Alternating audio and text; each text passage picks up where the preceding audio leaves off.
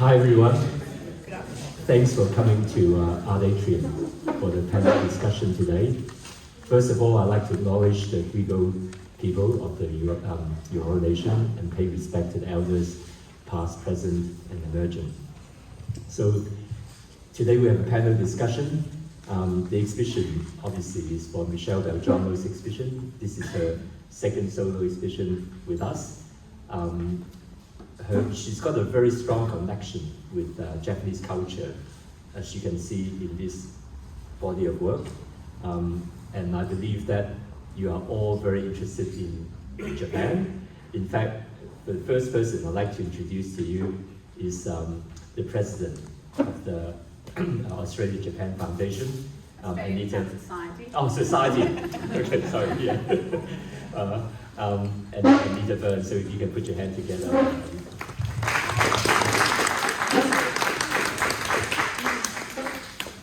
Yes, I just wanted to say welcome to some of you who've come through the Australia-Japan Society route. You may be members or contacts of the Society, so thank you all for coming. And just to say that I've been a friend of Michelle since the 1980s, and when we've had, since then, or before then, we've had a lifelong association with each other and with many of you here, and also with Japan. So welcome everyone. Thank you, Anita. And to chair the discussion, we have Catherine Unner, who's a guide as well as a lecturer at ADIA in New South Wales. So if you can put your hand together for her. Thank you. Thanks, Simon. Good afternoon, everyone. I would also like to pay my respects to the Gadigal people of the Eora Nation and any First Nations people who are here today. Welcome. We are, of course, on First Nation or Indigenous land today. I'd also just like to congratulate Michelle and myself for this fabulous exhibition.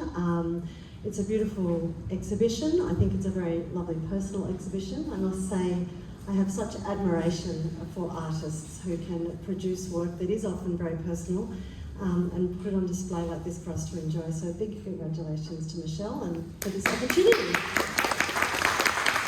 So, why don't we all take a seat and then we can get started. There are a couple of seats at the front here, if anybody, one here and one.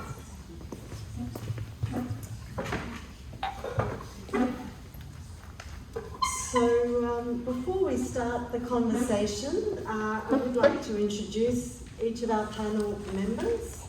Michelle probably needs no introduction, but I will do it anyway so that we know some of her academic background, in particular her relationship to Japan. We've read over there that she was an exchange student, a Rotary exchange student at age 17, but also has a BA Honours in Japanese and a Masters of Commerce, and a BA in Fine Arts in Painting from the National Art School. And as we can see today, and as we all know, she has been a practicing artist for 25 years, and mostly has been related to Japan and to your experiences, not exclusively. And Michelle has been a finalist in many art prizes, the Mosman Art Prize, Paddington, the King's, and the Portia Geach Portrait Prize. So obviously a very busy 25 years. And then I'm going to, different order. Lottie Lawrence is, also has a Bachelor of Arts majoring in Japanese and Fine Arts. Her main interest has been in early modern Japanese art, popular culture and clothing. She actually ran a vintage kimono shop in Kyoto during the 1980s, and she's now a translator specialising in contemporary art and fashion. So welcome, Lottie. And next on our panel is Relly Mott. And the reason, you'll find out at the end the reason I'm detailing everyone's academic credentials, but Relly also studied Japanese, including an exchange year at Keio University, studied architecture, fine arts, and has had a very broad creative career working in language teaching, public programs, horticulture, and is closely involved with the Royal Botanic Gardens, with whom she takes groups to Japan as well, cultural and horticultural tours to Japan as well. So welcome, Relly. And then finally we have Warwick Johnson, who also has a degree in Japanese and economic history from Melbourne University, also a Keio University exchange student, I understand, and has worked in funds management in Asia for 38 years, is that correct? That's close. Close enough, we don't need to quibble over numbers. But importantly, 11 of those have been spent in Japan. So I think we can all agree that the Japan credentials of our panel today are exceptional.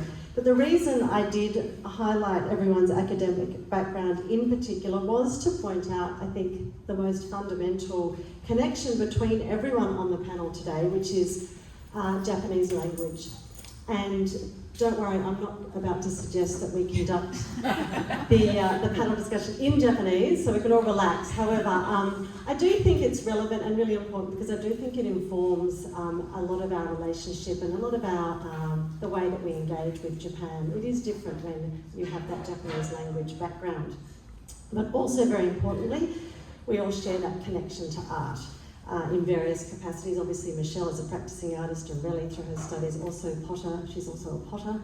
And Warwick has been involved with the Art Gallery of New South Wales with the Visasia group, and Lottie being with her specialist art translating as well. So these are all the different connections. But most importantly, of course, we've all spent a lot of time going back and forth, most of our lives, to Japan.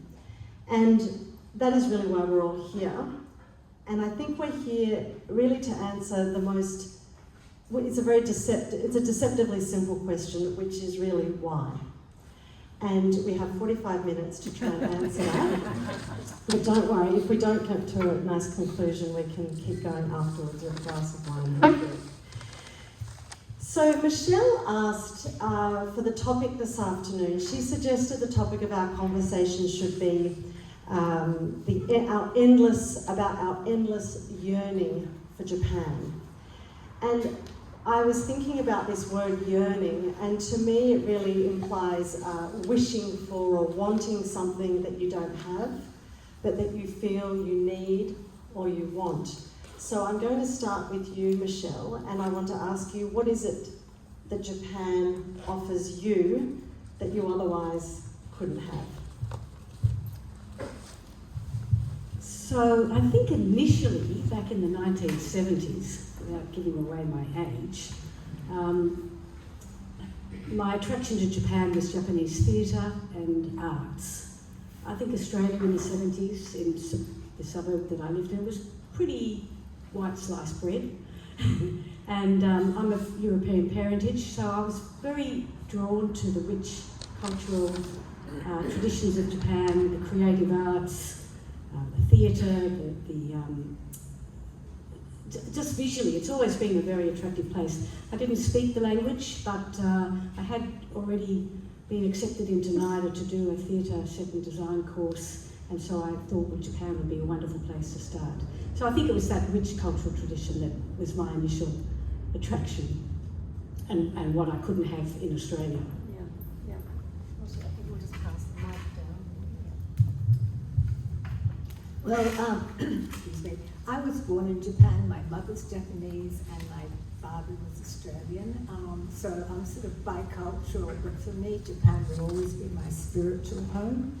And I don't want to say one country is better than the other, but there is a spirituality about Japan, despite what we see, that I think comes from its very long history, that just doesn't exist in Australia. It does in the Indigenous culture, but not in the white culture. So I do feel like there's something missing when I'm here, even though Australia is a really prosperous place and it's a good place to live, and I do love Australia. There's a part of me that has a longing, and it's only satisfied when I land in the country, despite the awfulness of Narita Airport. That's really interesting, though, Lottie, just to pick up on that point, because I think often when you read about Japan, especially through the modern period, an expression that often comes up is certain leaders or people saying, we are materially wealthy, but we're becoming spiritually poor. And that's it's a constant refrain in Japan. They're always very conscious of spiritual poverty and making sure that they don't fall into that trap, that, I guess, Western trap of pursuing material possessions at the cost of spiritual wealth. Would you agree with that? Yeah.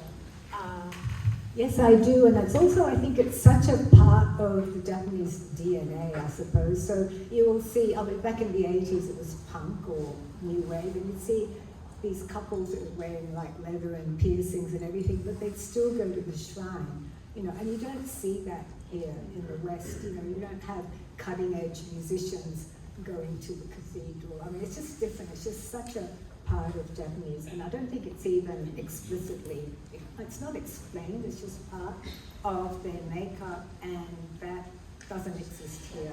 So when I'm here, I miss that, but I also love a lot of things about Australia that I think a lot of Japanese would envy. Yeah. So it's kind of one of those, it's like a dance. Yeah, it's like a dance. Oh, that was nicely said, Lottie. I agree. That was going to be one of my comments later on about the spiritual side of Japan, which we tend to lack here. We're probably more dogmatic about our religion, and that's probably where it differs. But for me, similarly to Michelle, I was a Rotary Exchange student as well, and I grew up in Western Queensland, and I was an exchange student to Japan in 1978. So it was a very different place. It was like falling through, going down the rabbit hole or Alice in Wonderland. It was such a shock, and one that it's been most important, very important in my life, and I regard my relationship with Japan as unfinished business. I go back often. I have a daughter who lives there. I am a plant lover, so I love the wild places in Japan, and that's where that spiritual side tends to come in. It's such a juxtaposition, I guess. It's such a contrast. And I guess by now, after my 40-something years of connection, I tend to change my personality as well when I go there. I can sense that there is something that just switches back into Japanese mode. And I do miss it. But I also love, what we have in Australia in terms of the freedom and the nature. We're very lucky. So I'll pass it on to Warren. Thank you. Well, I think we've already touched on it with a couple of the comments so far, but for me, Japan is sort of yang to our yin, or their yin to our yang. It's so different. I think that's the largest attraction, is that it's in so many simple ways, and then you can get deeper in comparisons. It offers so much that Australia doesn't offer, and I love that aspect of it. It's reliable, it's predictable. They both have downsides, obviously, but in those ways, very, very different from Australia. And I fell into it by accident and got there for the first time thinking, I hope I like this place, because I've studied it for quite a long time. And thank goodness, loved it more or less at first sight, and that interest has continued for over 40 years. I think just before we move on, the spirituality point is very interesting, because I think the choice of word of spiritual is different to religious, isn't it? And I think that's one thing that is often misunderstood with Japan.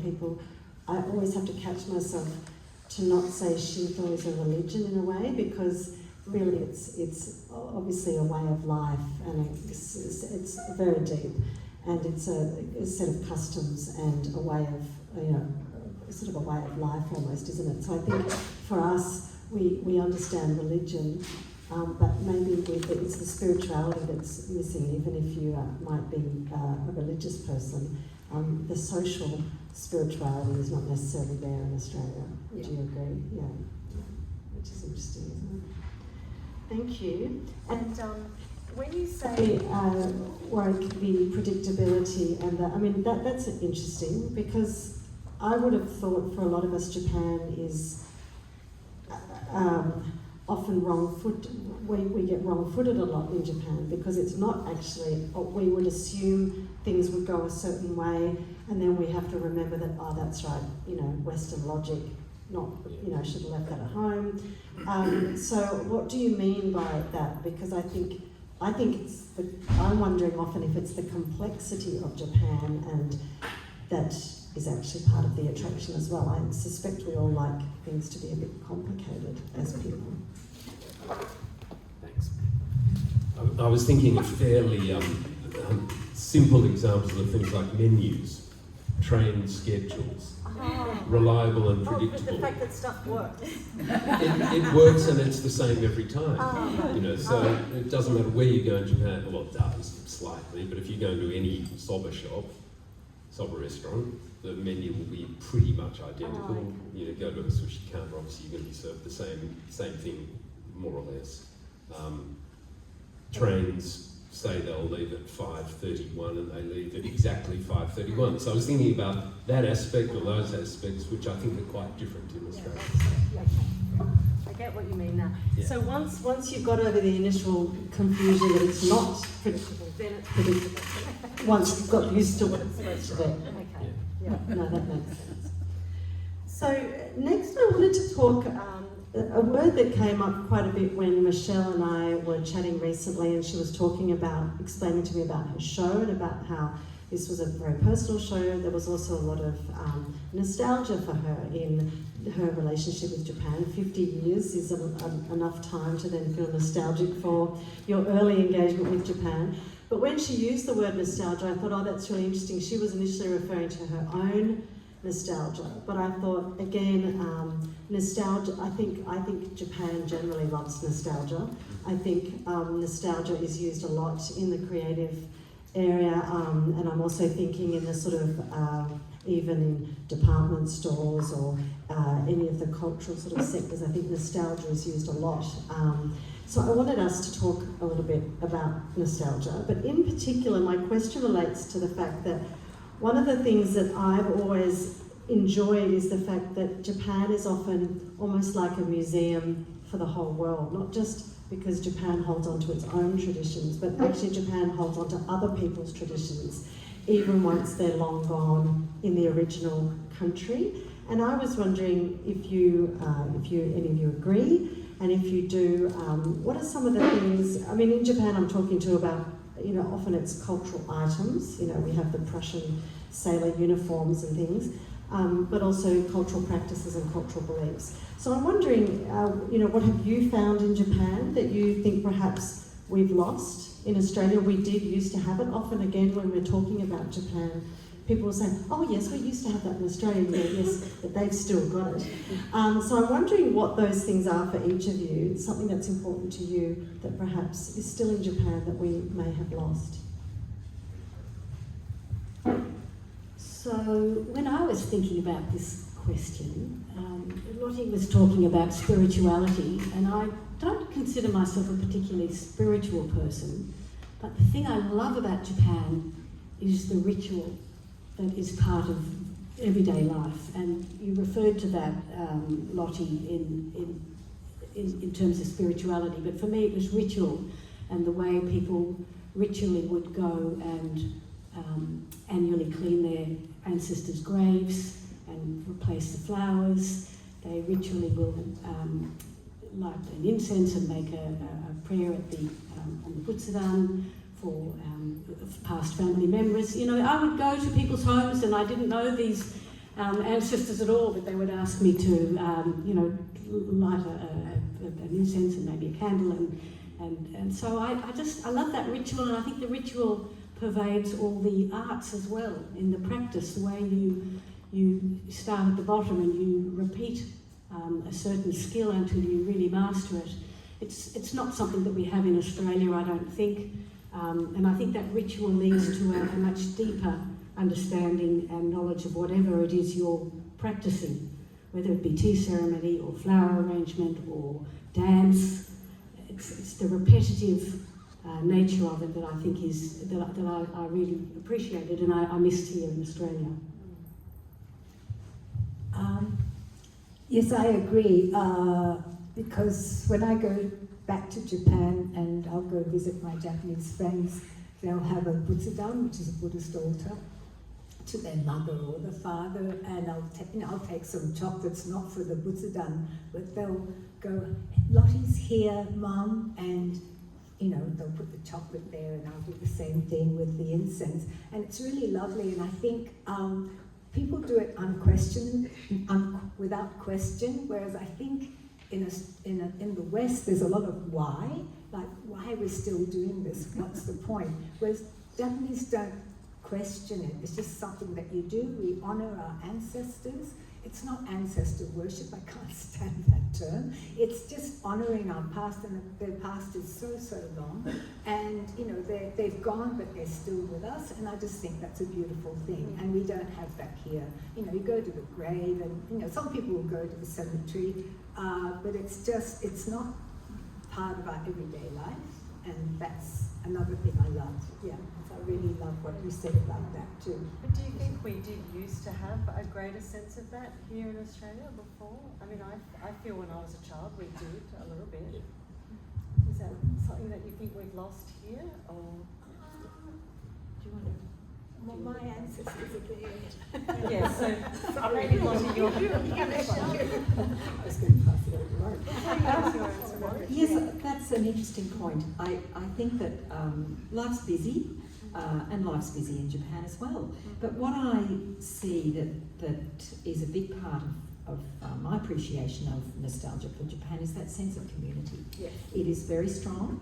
And I spend a lot of time in the country in Japan. I'm not a city person. I like to be out in the little rural hamlets, and the people are so welcoming out there to me when I bring walking groups, and I'm out there with looking at gardens and plants and things. But the thing that really we lack, I think, is that calendar of very, very long-held traditions of events.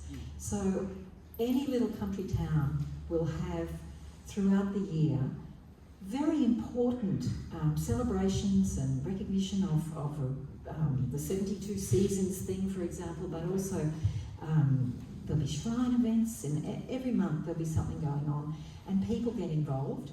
And I went to a festival up in Aomori a little while ago, and it was in the country. It was a summer festival.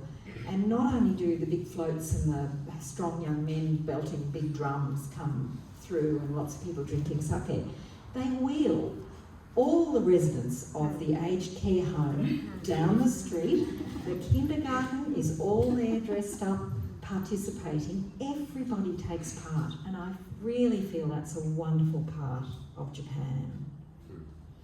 Well, I do think too, just back to that point though, it's okay, I can be loud, that it is that then differentiation between custom and spirituality and religion, because you can be simultaneously Shinto and have another religion, essentially, because Shinto is not necessarily acknowledged in day-to-day, this is just what we do. And so in the Australian context, just back to this point of what we may have had that we've perhaps lost that Japan's held on to, is that we would traditionally have had Christian celebrations throughout the year, with in the lead up to Easter. You obviously then have Easter and you have all these things, but because that's very directly religious affiliated, sometimes it becomes commercial, but it doesn't necessarily retain its spirituality for non-Christian people. And I think that's one of the strengths with Japan, is that you have Shinto as almost a custom base, and then religion is almost separate to that. Would you concur with that? Oh, absolutely. And I mean, I love nothing more than loitering in a tiny mountain shrine with the fox guardians at the front. Yeah. Yeah, Catherine, I'm thinking of my childhood and the ritual of going to Sunday school, which, you know, when I had children, we didn't make them go to Sunday school, and I think that's a pretty common story. But you know, they're rituals you took for granted. You did ask why, because you wanted to do something else. But inevitably, it was just something you realised on a Sunday that's what you had to do. But I think thinking of nostalgia and Japan being fond of nostalgia, the best example I can think of are the films of Miyazaki. You know, the Studio Ghibli animated movies, where they're all, you're never quite sure whether the movie is set in the current year or 50 years ago. There's this blend of, you know, old-fashioned uniforms and old-fashioned machinery with very modern contrary images, and they're incredibly popular all around the world. So Japan sort of strikes the chord, or those films seem to strike the chord with international audiences who likewise, feel some sort of nostalgia for, the past era. They're sort of timeless, aren't they? But totally, they're very hard to place in any time. But it's easy to over-romanticise Japan as well, Yeah. and I Yes, think yes. that's a tricky one. Yeah, and nostalgia sort of, The word nostalgia, I think, contains some of that connotation that it's a little bit sentimental. You've got to be careful not to be too sentimental about this. I think we do have some rituals. I think, nippers, well,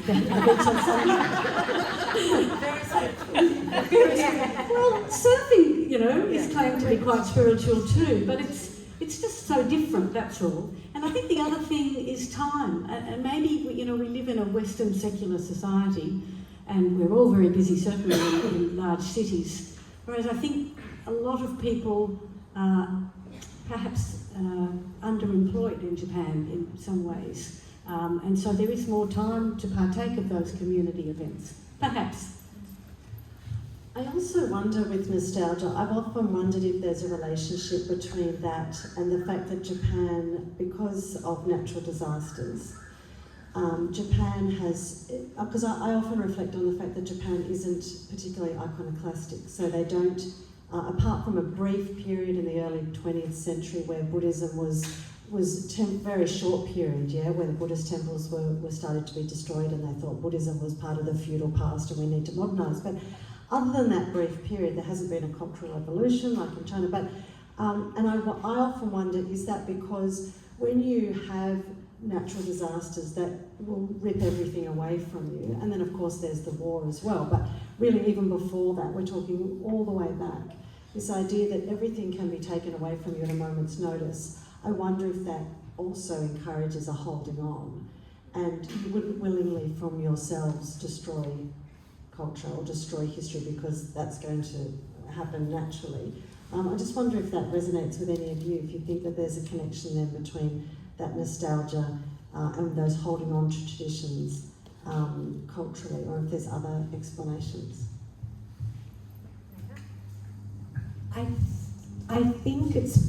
I think a lot of that is because I think Japan is a collective society, and Australia or the West is individual society. So at the end of the day, in Australia, like if you don't want to do it, or if you're not in the mood, you kind of don't. And it's always like, why? Or, I'm not saying everyone says, but in Japan there's an acceptance. It's not a questioning. It's about the community as a whole. And so even if you didn't feel like it, you're not going to start whinging. You just do it. And I just kind of like that. Yeah. It's not everyone's expressing their own opinions, because then Japan would probably fall apart. Yeah. And I'd also like to add there's a wonderful Japanese expression called shikata ga nai. yeah, And I think that really sums up Yeah. Japanese character, because it means there's nothing we can do about it, so Yeah. just get on. yeah, And that's really a really foundational element of how Japanese people have had to cope with the natural disasters over millennia that come to strike people and their family down. Yeah. And they just, Buddhism also serves, and Shinto Yeah. serve a great purpose there in that they're very matter of fact and accepting, yeah. which is pretty hard when you know the horrible things that have been happening over there. And the ice already. Yeah, it's kind of the big fatalism in Japan. It's very fatalistic, and I love it on one level, but it's really infuriating because on another level, because it's like the people aren't empowered. They just accept that most politicians are corrupt. I don't even know that there's. I shouldn't be talking about politics, but it's just this acceptance of what is, and I think if everyone started to question. It would be a very, very different place. It's just, as you said, shikata ga nai really sums it up well. We question. Well, yes, to avoid politics, we can talk about art. So, I think the importance of nostalgia to art is also really important, isn't it? And it's the fact that so often Japan will go back into both its own history and into other histories to find material that is ripe for reinvention or adaptation. And to your point with Ghibli films, I think that's also what people are responding to, because so often his stories are actually based on Grimm's fairy tales, or stories and folk tales that we know from Western culture, and so it is a general nostalgia for something that others feel that they might have lost in their cultures, and bringing that back in. And I don't think there's a sense that that's a lesser form, a lesser art form. I think there's always been this sense of history is always ripe for reinvention and that nostalgic new take. And certainly with your work too, Michelle, I mean, you're looking back at traditions, you're incorporating traditional Japanese motifs in a way that would be quite nostalgic, I imagine. I'm not sure if any Japanese people here feel that, but are you conscious of that when you're choosing your motifs as well? Very, very conscious. I'm not sure what's happening with this mic. Very conscious, and very conscious of trying not to be too sentimental and too pretty. I was, quite concerned about the colours, the palettes that I used on those paintings. And on my part, part of that nostalgia is that I was 17, 18 when I went first. And I've often joked that every time I go back, even to this day, and I'm in my mid to late 60s, I'm 18 when I go back to Japan, And I think we have another word for that. That's called denial. But you can call it nostalgia if you like, Michelle. Yeah, and I think you do it really beautifully, because there must be a fine line between that over-sentimental. Should we just speak loudly? The over-sentimental. It is a very fine line, I imagine, and I often wonder how artists, and I know that I was always disappointed with Kurosawa Akira's final film. I don't know if anyone else has seen that, but someone definitely needed to take him aside and tell him that he'd missed the line. But I shouldn't speak ill of the great Kurosawa, but that is always a risk, isn't it, in art making? Yeah. Okay, so I'd like to move on now, our final question, and then we would love to have questions or comments from the floor as well. But my final question now, we've looked back, nostalgia, and now I'd like to look forward, or to the present and to the future, and to think, all of us love Japan, obviously, and it's a very important country to us. It plays a huge part in our lives. I'd like each of you now to speak to, perhaps we'll start firstly with what concerns do you have for the way that Japan is going, or for what is happening in Japan at the moment across any area really. If you could maybe speak to that first. Thanks, Michelle. So there are various areas of concern, and I'm sure amongst us will raise some of them. But for me, I spent a month in Japan last June in a small regional town in Kyushu called Takeo. It's an onsen town, and then I think 3 years ago I spent another month in another small town, Itoshima, in Kyushu as well. And I think one of my concerns is that these small regional towns, Takeo is 50,000 people, are dying. Some years ago I did another residency, and I had a whole primary school, 3 floors, all to myself, because there were no primary school age children, and they had converted it into an artist residency, and I was the first artist there. And my nearest neighbours were in their 80s. There was nobody younger than 80 in this village. It was like a hamlet really, beautiful tea growing area.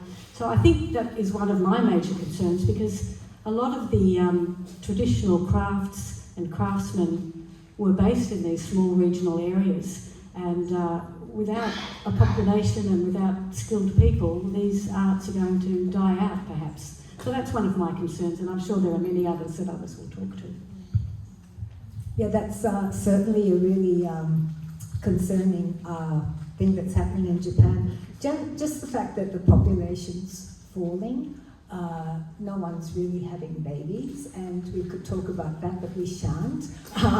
Why women...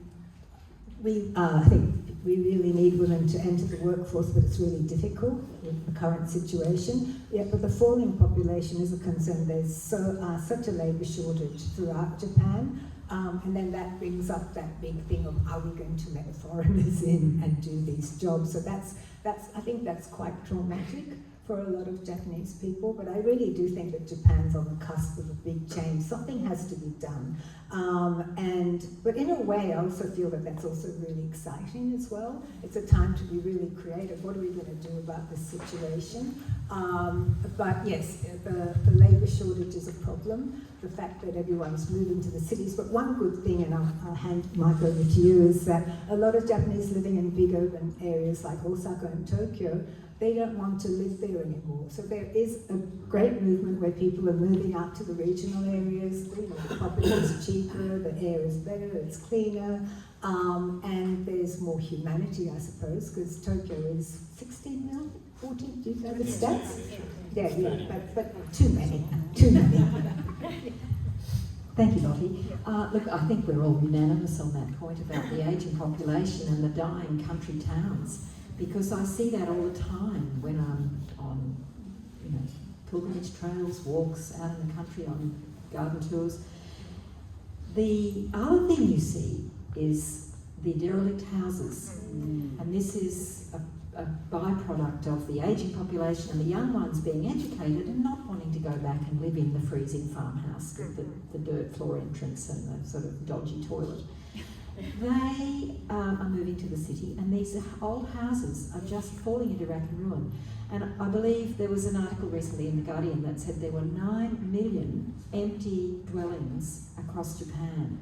This has become a gold mine for some bilingual real estate agents who are trying madly to sell these places to foreigners. And this can be, as you say, Lottie, a catalyst for good change, because fresh blood into these little country areas will inject jobs, and the primary schools, which have often shut in these little towns, will open again. And they are also happening where you find, for example, the Shikoku Hennomichi, which is the circuit pilgrimage trail around the island of Shikoku, which is 1,200 kilometres and 88 temples. Parts of it are very beautiful, parts of it you walk on next to the 4-lane highway, but some of these little hamlets in Shikoku are being really revitalised by young people, Japanese people from the city and sometimes foreigners as well, who see the opportunity to restore the old farmhouses, provide accommodation for walkers, bring coffee into the town. I came across a bespoke bootmaker in a valley in distant Japan. It's a wonderful thing. So the yakiya, as they're called, are a problem. This is the derelict houses, but there is awareness, and hopefully there will be a change within the next little while.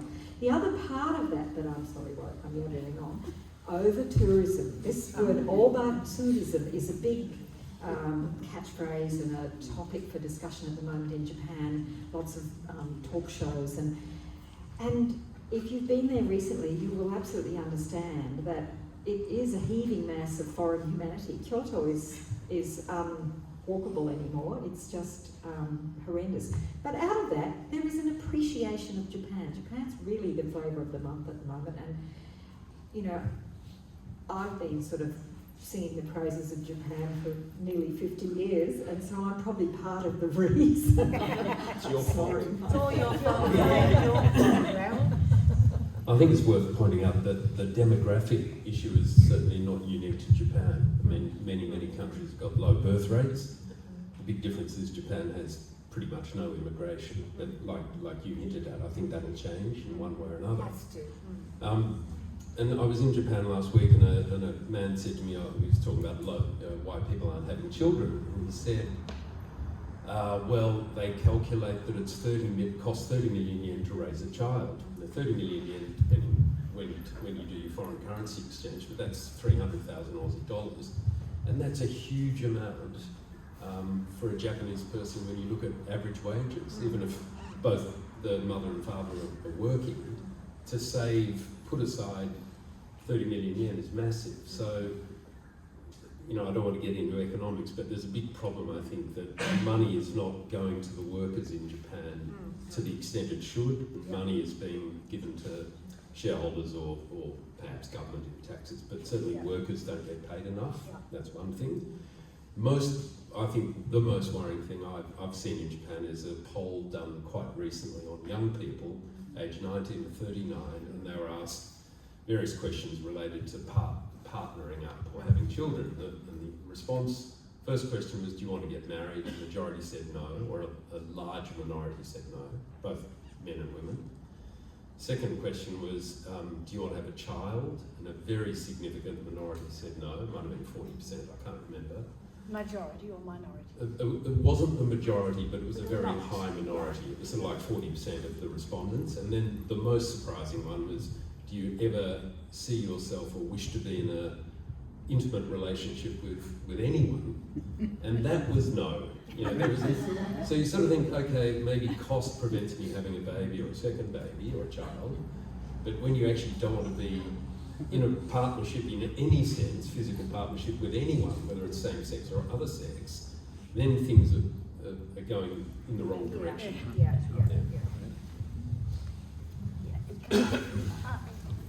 One of the, when I I was was making my notes for today, but can you hear me?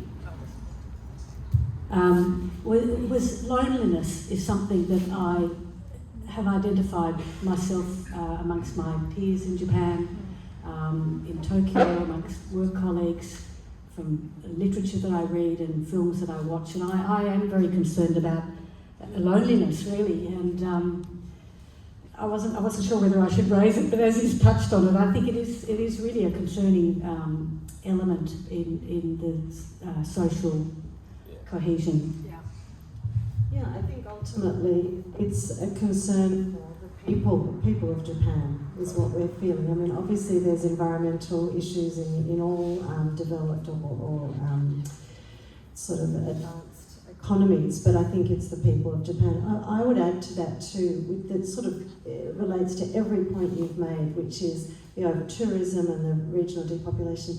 Is I feel sad when I feel that the kindness and the generosity and that incredible, the omotenashi, if you like, of Japan is, I think, at great risk of dying out because of just exhaustion at the over-tourism and also that feeling of just helplessness or lack of interest in human relationships. That's really going to wear down then the ability to maintain community.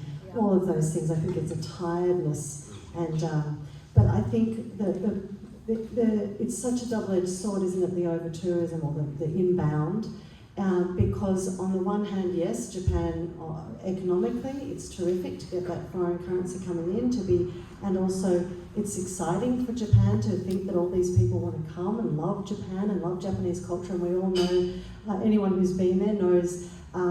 How excited Japanese people become when you're interested in their culture. They're so genuinely delighted. But I think the thing that I've started to notice is that it's the lack of respect of a lot of those tourists going in that is taking the toll on the sort of the soul of Japan. It feels, it's starting to feel trampled on, and everyone wants to just get the latest Instagram photograph and get out of there.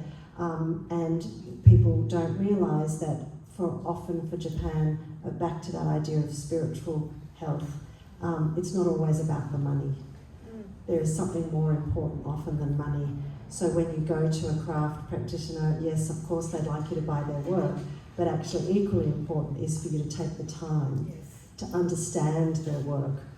How do they make it? What's their material? What's their inspiration? Just like, although we would love everyone to buy Michelle's work, we would also like everyone to appreciate and understand the artistic process that goes into that. And I think that's probably my main worry too, that touches on everything, is the Japanese spirit is being crushed a little bit. Yes. Do you want to add to that? Yeah, I absolutely agree with you. It's just, I've never seen so many non-Japanese in Japan, and And a lot of Japanese people, because I lived in Kyoto for many, many years, they're just really over it, but they're so polite and they're never going to say anything, but their actual everyday life's being affected. And the last thing I want to see, it just makes me so sad. You don't want to see Japanese feeling jaded. And with the issues that you raised, Warwick, also, it kind of points at a loss of hope in the future, and that's really sad as well. Having said that, it's not all bad news. I still think there's so much creativity and excitement, and I'm sort of getting away from the topic, but You're preempting my next question. my favourite thing is the sense of surprise about Japan. Yeah, but I'm going to hand it back to you. Thank you. Could I just add one more, and I guess this is a question for you, Warwick. You mentioned economics. I'm wondering, a word that was used to me actually by my supervisor at UTS, he used the expression dignified degrowth. Perhaps Japan will enter a phase of dignified degrowth. And that was a really interesting idea to me too, because one thing that I find so interesting about the Edo period was, of course, they were the original sustainable economy. Yes, Japan was poor in a sense, poor financially, and when the Americans arrived, it was seen as a poor country. However, so rich in art and culture. But I wonder, we say Japan, or I don't, but a lot of people say Japan must accept immigration, Japan, because the baseline assumption is you must continue to grow. And I know this is sort of radical and probably economically doesn't stand up to any sort of test, but is dignified degrowth another option? That Japan might actually, the population might go back, and it might actually go back to more what it was like in the Edo period, where its population was actually stable throughout the Edo period, and everything was recycled, as we know. It was the original sustainable culture. Is that a possible way that Japan might go? That's a big question, Catherine. You've got 3 minutes. You can have 5. You're all back at university. Economics. I think mathematically the problem is supplying services. So it depends how quickly old people die, basically. So it's a grim subject. We don't want to talk about that. I think one of the big problems now, and this gets to the whole, the comments, Lottie, you made also about the soul. I think, and it's so bizarre to think an exchange rate has an impact on anything other than, the relative cost. But where the exchange rate is now, particularly against the American dollar, I think the Japanese feel really poor, really poor. And I know they're flying less to Hawaii than they used to, and in the big scheme of things, who cares? But, it is a sign that for the average Japanese person, the world has become a lot more expensive. Meanwhile, there's 33 million foreigners charging around saying, isn't it cheap, isn't it wonderful? So I think there's a risk there, and I see it as a political risk. Not so much for outside Japan, but internally, I think it's probably going to become a political issue. I agree. So I did not answer your question. No, you had a good start. I've just recently spent 10 weeks up north by my daughter's bedside who had an accident in Japan, and I have to say the Japanese medical system was unbelievable. Compared to 50 years ago when we were terrified and had to go anywhere near sort of one of those funny old private hospitals, it was so good. And the sense of a collective society, I think, is the basis of that. They pick people up, they catch people. So I saw that firsthand in the way my daughter was treated, and we were, the number of, the positiveness, the sort of sense of optimism amongst the staff in the medical world was really fantastic. All these young physios, it was amazing. So I have to say, there's still hope, particularly in the country. Thank you. You set the final question up beautifully. Lovely segue into, yes, the second part of my question is, as people who love Japan, what are you excited about, and what do you think is a positive aspect of Japan's future? Michelle? I can answer this in many ways, but I think I'll come back perhaps to the fact that it is has traditionally been a monoculture. We live in Australia, we're very multicultural, it's constantly changing and evolving. We also have a lot of identity politics. which is and other politics, which are, you know, pulling us all apart. And as part of that conversation about the future, I wonder whether that deeply rooted culture in Japan and strong sense of community might be a strength in the battle against the decline of democracy in the West as we face it today. That's a big statement, but it's an interesting concept to think about. I'm sorry. So about the future of Japan. Something exciting, but what do you think is an exciting part of Japan's future?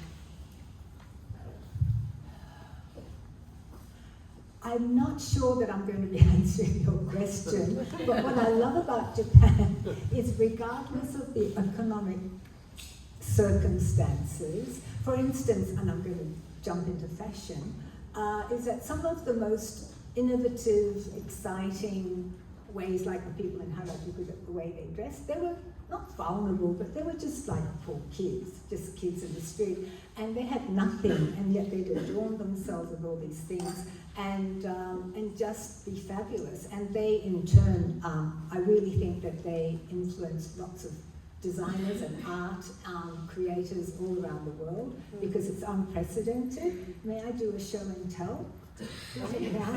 So this is a handbag by a Japanese designer. I mean, where else are you going to find a handbag?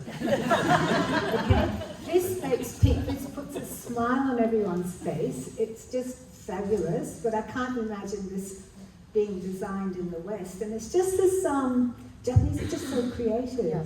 And yeah, that's what excites me. I think the Japanese will always be creative. They'll always find joy regardless of the circumstances. And that keeps me optimistic, regardless of failures of government or anything like that. Yeah, and in fact, I think to add to your point is that, and this is a great generalisation, but I don't necessarily feel that the bubble period was a high point for Japanese art and design and creativity. So when there was so much wealth, in fact, I don't actually know that it translated into good taste. And I mean, that's universal. It's been very delicate.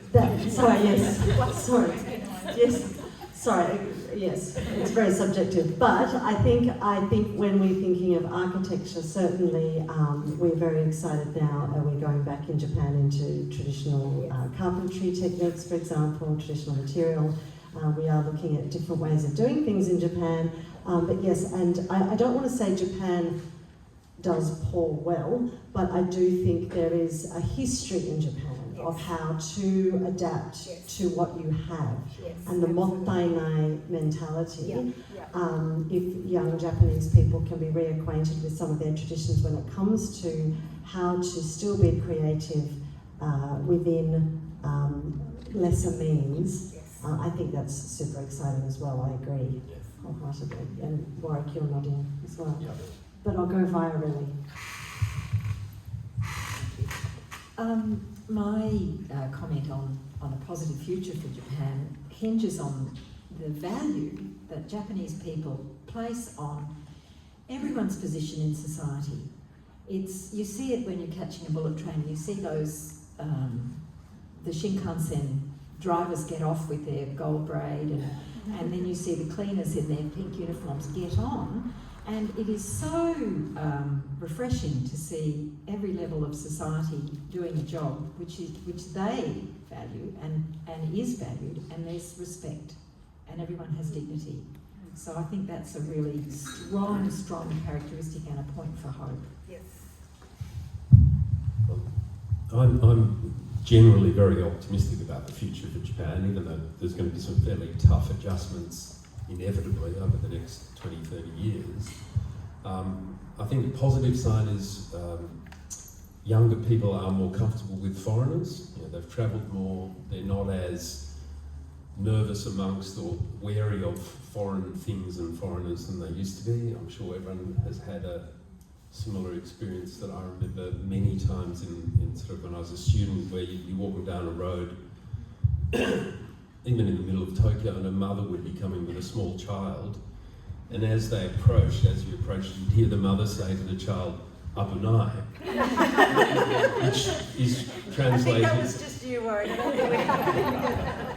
which can be translated a few ways, but probably means watch out. You think, hang on, it's 1 in the afternoon. I'm a 19-year-old student. Anyway, I think lots to be positive about, and particularly the acceptance of and comfort with foreigners and foreign things is a positive. Yeah. And the popularity of contemporary Japanese culture amongst young Australians and a lot of Asians as well. Yes. You know, Koreans, Taiwanese. You see them all in Tokyo particularly, and they love. And it's an exchange of culture as well between these other East Asian countries, and I think that's certainly a place for hope. Yeah. And I just want to add, may I borrow your show and tell? So I was talking to somebody about my artwork earlier today about the ubiquity of cats in Japan and why I've got cats on my images. And so the handbag has a cat on it, just so you know. Fantastic. Thank you so much, everyone. Please join me in thanking our panel members this afternoon.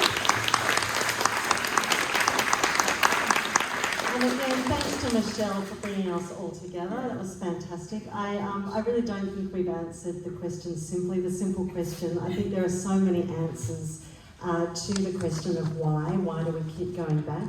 I do think the complexity is part of it, but I also think that we have fallen in love, and when you've fallen in love, you just keep going back. And I think what Japan offers all of us is that we all have our Japan that we've fallen in love with, that we keep going back for. And I think on that note, yes, we'll enjoy experiencing Michelle's love for Japan. But we have a few more minutes if anyone has a question or a comment for the panel, or just anything you'd like to add to this afternoon's discussion. Anyone? For example, anything you're excited about? Oh, great. Oh, yes, I was just wondering, we're all here because of Michelle's beautiful artwork. May I invite Michelle to talk a little bit about it? Fantastic, thanks Lindsay. We would, Michelle, if you would talk a little bit about the show, please. Maybe do you want to ask me a question, or you're right to discuss? You go. Well, it is a journey of nostalgia, really, of 50 years of coming and going to Japan, and I think you can sort of sense that mood a little bit in the work. So the work's over here on the left. I'm very conscious and sometimes a little embarrassed, but I can't do anything about it, in that I don't have a single style of art making. My style and my palette changes with my subject matter. But these works on the left, certainly the first three, and the passage through the forest, were based on time I spent mainly in Kyushu, doing a lot of hiking in the mountains. As I said, it was a small regional town. There was not a lot of culture there, which was a little disappointing. And so I actually spent a lot of time walking and connecting with that traditional spiritual Shinto sense that it just emanates from the forest in Japan when you're walking. And I met a lot of older local people who I was very fortunate. They invited me into their homes, and again you exposed to those cultural rituals and traditions. The three paintings here are based on the character of Rain, which was the first Chinese/Japanese character I learned to write in my calligraphy lessons. And so it's just a little play, if you like, on rain and how it's so important in Japanese society. They've got thousands of descriptions for different types of rain, often very onomatopoeic and quite playful. These 9 works here that are all the same size are sort of moving away from the direct representation, again sort of touching on my sense or response to I guess there's a strong Buddhist element or feeling that comes through them. No theatre, tea ceremony, the bells in the temples. It's sort of the resonance, if you like, of the culture on my heart. And then of course the cat. The cats are everywhere, and I'm not a cat person, but I grew to love them when I was there. And then you've got Noroneko who wander around in the back streets at night, and then you've got everybody's got a pet cat, and then you've got cat cafes and cat you know, shops with all sorts of fancy things. So caps were a big part of life over there. These three over here were sort of a metaphor really for what I really admire. I mean, my mother is 98, and in her lifetime, Japan went from being, you know, a cohesive and strong culture to, you know, the breakdown in the build-up of the sort of shattering, if you like, you know, during the militaristic period and the war, and then coming together remarkably well post-war. So they're sort of a metaphor, but a play on the beautiful traditions of ceramics as well, for that ability to you know, recreate harmony out of you know, some degree of chaos really and tragedy. And then all the little works are made from washi paper, Japanese paper that's made often from mulberry bark, that I was very fortunate that I was given. And they're just elements of Japan that I love. And they were often, you know, because they're small and time is the biggest shortage in my life, I could work on an idea of something that really resonated with me, and then they were often the starting point for some of these oil paintings. So that's in a nutshell. I don't know if there's anything else you want to ask. I'll just ask you, Michelle, about your process. So with these works, I know some of the works over there, you have the concertina underneath where you did that en plein air, but with a lot of the other works, are you taking photographs and taking those back to the studio, or are you doing sketches while you're out there, or how are you capturing these scenes and motifs? So yes, I do draw. The long ones, I made I think 5 concertinas when I was in Japan, and a whole bunch of postcards, small little watercolours, because you can't carry oil paints on a plane. I didn't want to be dealing with oil over there anyway, and all of these are oil paintings. So yes, I do a lot of sketching, take a lot of photos. I don't paint from a photo, but I do use them as references. I have a lot of nostalgic bits and pieces that I've brought back from Japan over many years that I've used as reference points as well. Books, literature, plays, films, you know, there's a lot of imagery. And so again, I didn't want it to be cliched, and that's the other thing. You've got to be really careful not to, you know, make a cliche Japanese image, and there's plenty of that around. So yes, I think I draw on a lot of materials, and then I do sketches on paper, work out my compositions, and then transfer them onto a larger scale. Thanks, Michelle. Does anyone else have any questions or comments? We'll have one more before we finish. You get the microphone. Thank you.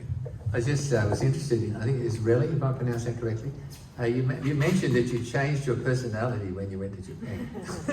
And I was just interested to know, in what way did you change it, and how do you have to adjust when you come back to Australia? That's going to make me think why. When I was living in country Japan in 1978 as an exchange student, I caught the tail end, as Michelle probably did, of an old way of life that is now pretty much gone. And I was lucky enough to be in a town where I wasn't the first exchange student. They had realised that we had finished school. We weren't really going to be happy being at school every day and with children several years younger. And so they put me into tea ceremony, ikebana, and pottery classes for 3 days a week. And it was like finishing school. So I'm probably not sitting properly now. But I learned how to do all that. And it stayed with me. And when I go back to Japan, I do tend to sort of put on a very neat hat and I'm a bit more careful with how I move and my language, and because you can feel like a huge galumphing elephant in Japan. Particularly if you've got Western-sized feet. You probably don't, Michelle. But so even now, many, many years later, I do feel like there's a bit of a switch when I get back. You probably all do the same. Yeah, absolutely. Does your voice go up? Yeah, my voice changes. And of course, because I then switch into Japanese language, it changes completely as well. It's a filter, really. Yeah. Yeah, everything, body language, yeah, it just changes, yeah. May I ask a question? So talking about the culture, Japan is so rich than the past and even the now. I find so many young people, they kind of play into unisex, like the boy dress up, making up, heavily make up like a girl. Yes. What do you think about in the art and culture, the impact about Asia, like particularly Japan and Korea? What do you see it? When you say unisex, as in a The dress up like in androgynous, between, yeah. boys doing makeup and Yeah. so would you anyone like to have a go at that?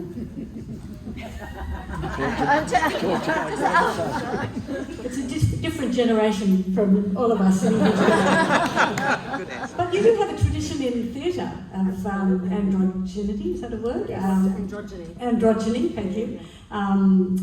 Where they had all male actors dancing and performing as females. And I think also historically homosexuality was an accepted part of Japanese culture. It was just, sexuality rather than homo or hetero. Yeah. I do find it a little ironic, sort of another irony in a way, with what's happening in the West now, whereas again Japan was sort of already there originally before Christian morality was brought into Japan, and it was a shameful thing. Whereas I think homoeroticism is all through art and film. Homoeroticism, but also men caring for their appearance. It's a different form of aesthetics, I guess. Yeah, I think it's really interesting. I think it's great that Japan is able to go back into its own history again with that.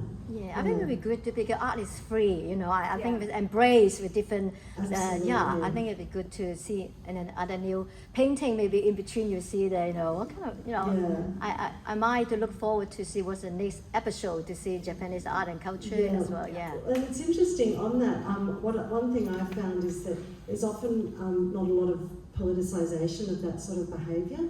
I remember when I was an exchange student, and I came from Sydney Uni and I thought I had everyone sussed. I'm like, they're the gay boys, they're the dykes, But no, it was just the way they were dressing that year, or even probably only that quarter. They were plucking their eyebrows and wearing makeup and beautiful hairdos on the boys, but they weren't gay. That was just the fashion they'd chosen, and there was not a lot of politics around it. And it's often a criticism of a lot of Japanese art that it isn't political enough. But I actually think that's one of its strengths, that it can explore those things without having to be making a didactic statement. It can be a little bit vague, a little bit grey, which is exciting. Thank you. Well, thank you. I think we are going to finish up. I'll just hand it back to Simon, but thanks again for a really fantastic conversation.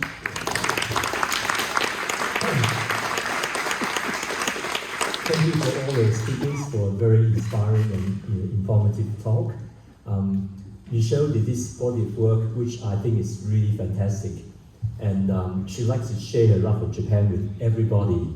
So if you feel that you want to share that love from Michelle, then you should come and see me about acquiring one of the works. Thank you.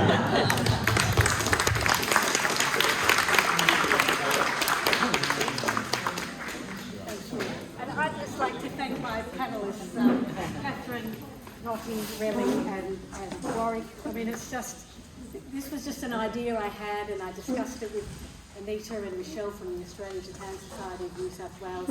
I think I talked it over with Michelle once on a walk we did together. And we go back a long way to university together. And then, we had to pull it all together. And, I don't know, I haven't seen a lot of Lottie or Warwick in the last few years. I never knew Lottie, but we've just... somehow we've come together and we all share that same love, and Catherine has just done a fantastic job. So thank you.